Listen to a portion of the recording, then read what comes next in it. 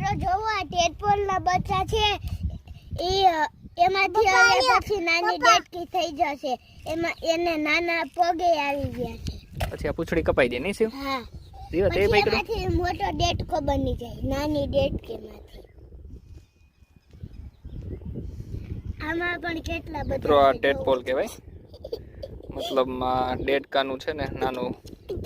નાની અવસ્થા અહીં એના ઝીંકા ઝીંકા પગ હોય છે અને ત્યારબાદ છે ને